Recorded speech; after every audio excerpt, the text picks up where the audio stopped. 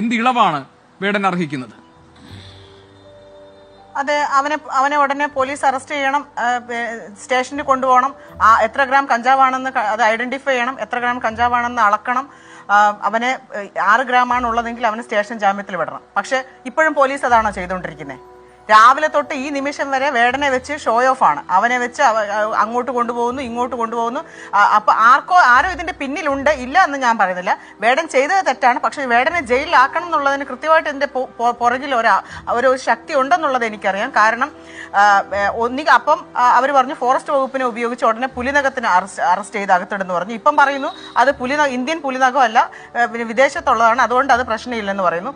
ഉടനെ ആയുധപ്രകാരം അവന് ഗിഫ്റ്റ് കിട്ടിയ മെറ്റീരിയൽസ് വെച്ചിട്ട് ആയുധപ്രകാരം കേസെടുക്കുന്നു തൃക്കാക്കര ACP പറയുന്നു. അപ്പൊ ഇതിന്റെയൊക്കെ പിന്നിലൊക്കെ എന്തൊക്കെയോ സംഭവങ്ങൾ. ഈ തിരുവനന്തപുരത്ത് തന്നെ ബാർട്ടൺ ഹിൽ എഞ്ചിനീയറിംഗ് കോളേജിൽ 15 വർഷം മുമ്പേ ആ എഞ്ചിനീയറിംഗ് കോളേജിൽ ആദ്യമായിട്ട്